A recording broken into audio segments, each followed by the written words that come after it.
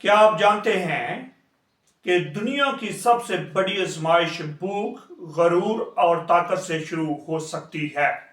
देखें कि यीशु मसीह ने किस तरह के 40 दिन का रोजा और खुदा के इत्मीनान के साथ अबलीस की आजमाइश की। जब हम मत्ती की अंजील उसका बाब नंबर 4 और उसकी पहली आयत से 11वीं आयत तक देखते हैं तो यहाँ पर हमें यीशु मसीह की उस आजमाइश का पीरियड नजर आता है जिसमें यीशु मसीह को शैतान की तरफ से आजमाया गया।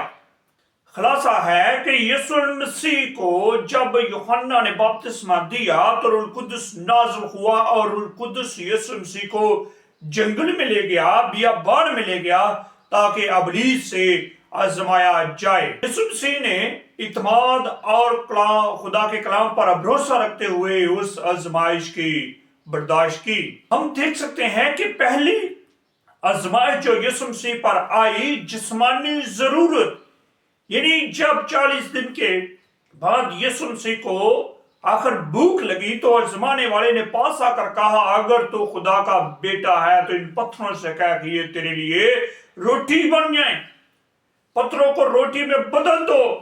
सबक रूहानी तरजीहात और खुदा के कलाम पर ईमान इंसानी जरूरतों से ज्यादा अहम है। यीशु मसीह ने जवाब दिया, इंसान सिर्फ रोटी ही से जीता ना रहेगा।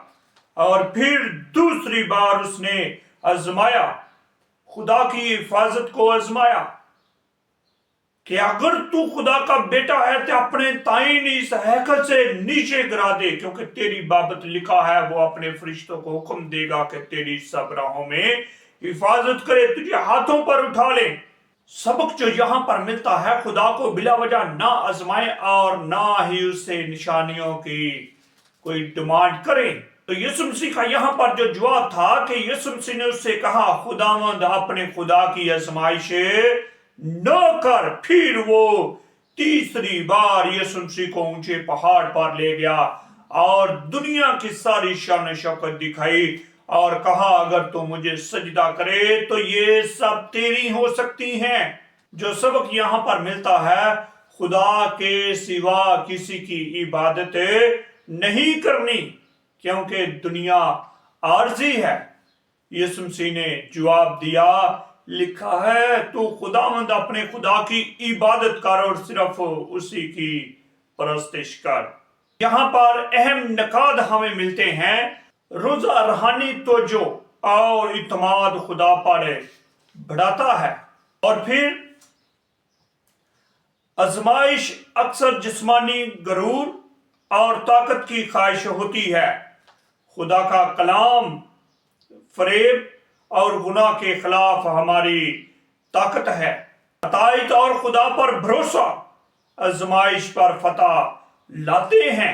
अमली सबक जो हमें आज करने की जरूरत है, रूहानी तरबियत, रोजा, दुआ, कलाम को पढ़ना अख्तियार करें ताकि खुदा के साथ इस तल्लुक को मजबूत किया जा सके।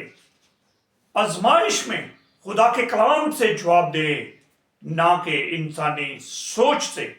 दुनिया की आरजी लज्जत की बजाय अब्दी बादशाहत पर तो जो मरकूज करें। खुदा के लोगों, आए मिलकर आज की इस बाइबल स्टडी गाइड के लिए दुआ करते हैं। ऐ खुदावंद यीशु, मुझे बियाबान की आजमाइश की तरह तो तेरे इत्मीनान की तौफीक दे। मुझे आजमाइश से बचा और तेरे कलाम के मुताबिक जिंदगी गुजारने की हिम्मत अता फरमा, यीशु के नाम से आमीन। यकीनन आपने इस बाइबल स्टडी गाइड से बरकत पाई है तो दूसरे लोगों के साथ जरूर शेयर करें और इस चैनल को नए हैं तो सब्सक्राइब कीजिए ताकि इस तरह की इंफॉर्मेटिव वीडियो और दिल को छूने वाले सरमन आपकी जिंदगी में काम कर सकें। खुदा मुझे और आपको बड़ी बरकत दे। आमीन।